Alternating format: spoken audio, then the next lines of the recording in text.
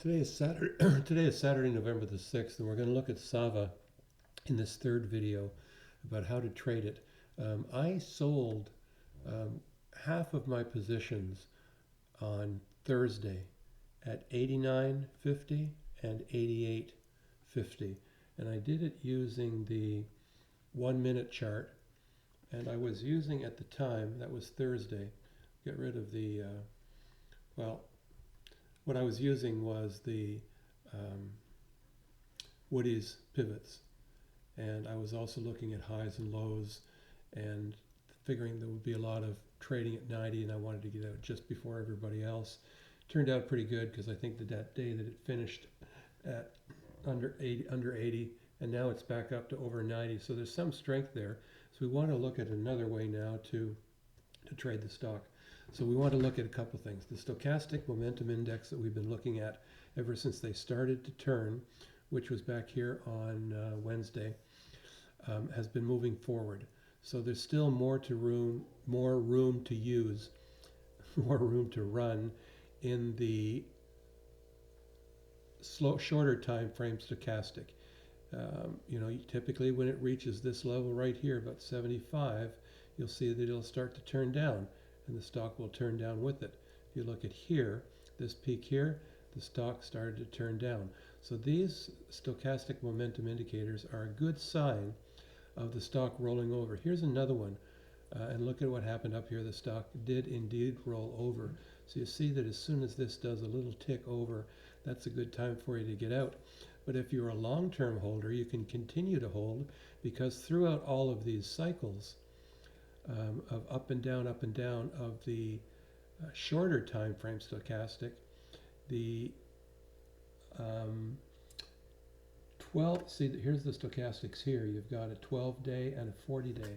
So the 40-day stochastic, that's a 40-day average, is starting to move up, and it's going to continue to move up to right about here. So when this line starts to go from blue to yellow, that's the way I've coded it, that's telling me that we've reached our top, and I want to stay there until it starts dropping, and then I want to get out, because the cycle is going to start moving in a downward direction, up and down, but overall in a downward motion. So you see right here where this blue, slower moving 40-day stochastic started to tell us things are going to go down. It was right here, and certainly it did go down. It went up, it went down, it went up, it went down, it went up, and that's what happens. The red line moves up and down, while the blue line is making one wave of down and then starts to turn up. So there's lots of peaks in the 12-day line, but there's a high and a low in there of the 40-day line. So they're both going up right now, so now would be the time to say, where can I make an investment? So let's first look at the Ichimoku, and then throw it aside and concentrate on the Fibonacci's. But we see now we have a second day in a row where we failed to exceed the top of that cloud. We need to have the stock break above that cloud. So what we do is we set an alert. And when we say in the with motive wave, we can say when the price crosses the top line of the cloud, which, because it's reversed now, it's red. So the A is at the bottom and the B is at the top. So we're looking at to cross the Senku span B. And when it gets to that point, it's going to set an alert. Now we want to see it go up, and then ideally we would like to see it come down and test that breakout level and show that there's still buyers interested in the stock, and it would move up again. Now that coincides with a Chiku span right here. In the next few days, that Chiku span right here, this blue line, is going to run into this cloud, and that's resistance, but it's not very thick resistance. In fact, on Monday, the Chiku span is going to be following this right here between, right along that dashed line. So as the price of the stock moves up and down, the Chiku span, 26 periods behind, is going to move up and down along this line. And look at how thin the resistance is on Monday. Right there, it's about as thin as you're going to see. it doesn't, there's no resistance. And then resistance starts to build up, and we look at the end of the week and we see we've got a fair bit of resistance. But if it doesn't break out before then, and the Chico span ends up around here, then we've got a lot of resistance for it to break. And of course that means that the price is still in the cloud as well. So we're going to wait for it to break this, and ideally, before we really step into it, we want the Chico span to break free and both the Chico span and the candles be above this cloud. Now, let's get rid of the Chico span. Let's get rid of the Ichimoku, I'm sorry. And let's now just look at the Fibonacci's, because those are going to tell us if we're going to do some options trading, which is what I'm going to do. Where are the buy points, where are the sell points? This is definitely a historical low right here. So we take that as our 0 point for our Fibonacci. And this, we're going to ignore this peak here. This was a long wave up and then down and then up. And then when we got to this point, which was right about this peak, we saw resistance and we started to move down. So it's a good place to put our 100%. And it's validated by this 138.2, which was projected from this point into the future. Now looking back at the future, it was resistance, and so was 127.2. You say, well, what about this? Well, there is a Fibonacci in the 123 area, which is a minor Fibonacci that I don't often look at, but it does look like that's what this resistance was. But regardless, any more proof that this is a good Fibonacci? Yes, it comes down to the 61.8%. Then it went back up to the 100, struggled a bit, moved up here, came back at the 100 again, because that was this high here. And then when it did come down, it came down to 38.2, went up to 61.8, came down to 38.2, and now is trapped at about 78.6, just a little bit above it. But we want to see that pullback at least off of 78.6 if we want to trade the Fibonacci's, or the top of the cloud if we're going to change, if we're going to trade with the cloud system. But I'm going to trade on the Fibonacci's in this example. The moving averages are also important. The all-important 50 moving average was resistance here, was resistance here, and the all-important 200-day moving average was resistance, resistance, resistance. Then the Fibonacci came into play, resistance, and look how the 50 avoided the 200. So as the 50 was going to cross below the 200, and that would have been a very negative signal, it didn't. It moved higher. So Fibonacci's are good. Let's base these on how we're going to trade. And we're going to trade using options. And if we expect something to happen soon, and I think this is technically traded, I don't know if there's going to be any news coming out, but presumably if there's news from the company, it's going to be good news before the end of the year. They might want to drag out any bad data that they have in their clinical trials and make sure they're absolutely right before they bring it out.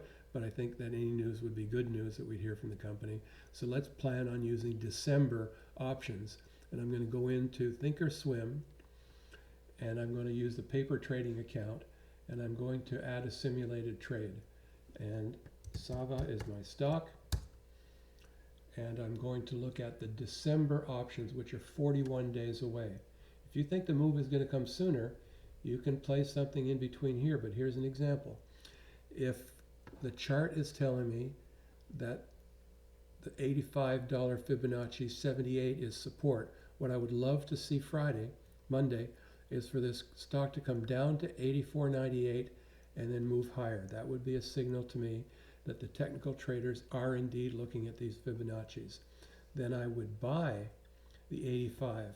Now, $22 to buy a stock that's trading for $90 is very, very expensive. And we're going to look at the implied volatility. And look at the implied volatility, 164%. Let's take a look at another stock. Apple. What's its implied volatility? 23%. What is Google? Oops, that's how I spell Google. Google's volatility is 26%. Let's take Tesla. Tesla's volatility in that same period is 65%. It's a bit more of a risky stock. SAVA is showing us that it's such a risky stock that the prices have a 164% volatility built into them. When it's that high, these are good to sell, but not necessarily to buy.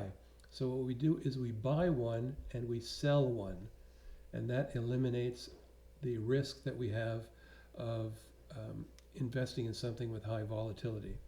So we would want to buy the 85, which would be $22.80. So to buy a block of 100, let's see, to buy a block of 100, I'm just going to do one here, okay, for sake of teaching. To buy 100 shares equivalent would be one contract, and you'd spend $2,280 on that. That's a lot of money. So why don't we try to sell the 100? And when we sell the 100,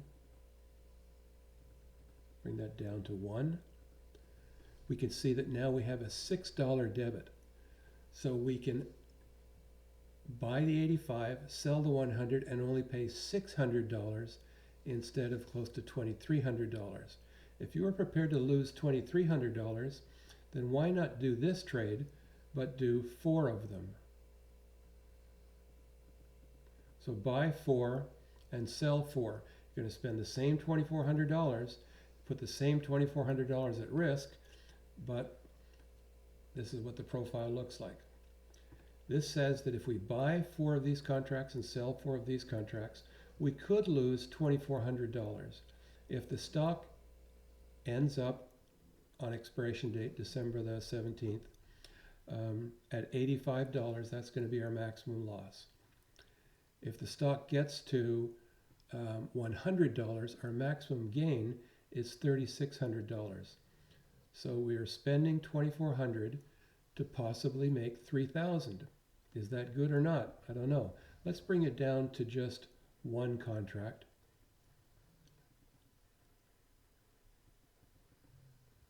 And you can see that you're spending $600 to make $900. Is that good? Well, let's try 90. Now, if we were trading with the cloud, 90 would be the top of the cloud, but 106 is still the 100% Fibonacci. So do 90 and a 105. That's going to cost you a little bit less, $550. You risk $550 to make $950. That's a little bit better. So maybe this is the trade you want to make. Since we're already at 90, that's a good place to start. If we pull back to 85 and you do your buying here, you can still do 90, because I would suggest that the rate of return or the investment on the risk is better with the 90-105 than it is with the 85-100. Now you can also do 90-100 and your debit goes down to 385, but now you're risking 385 to make 615. Maybe that's even more attractive. Think about it. Look at those numbers. Look at the return and the risk. This doesn't look like a bad one. You know, the easy way to calculate this is if you're spending $4 and your spread is $10, then your profit will be $6. 10 minus 4 is 6. So for every $4 you spend, you can make $6 in profit. That's not a bad one to make, and I think that's the one that I'm going to put on Monday, and I'm going to look for this test of this Fibonacci, and I'm thinking that by December, if this stock continues to be traded technically, it's going to 106.29, where it's going to meet resistance, because that's what it tended to do when it reached that area before. I also want to look at the volume. Just give you one last thing to say here about volume, and that's that we had a big volume day on Thursday, not so much on Friday. So let's look for another day with the volume to be higher than it was on Friday, and that will be a good sign. Maybe Tuesday is when we make the trade, unless something extraordinary happens on Monday and all of our numbers are hit. We have the pullback to the 85 and we have the bounce and we have what looks like a good volume day. That would be the day to make the trade. Otherwise, wait until Tuesday.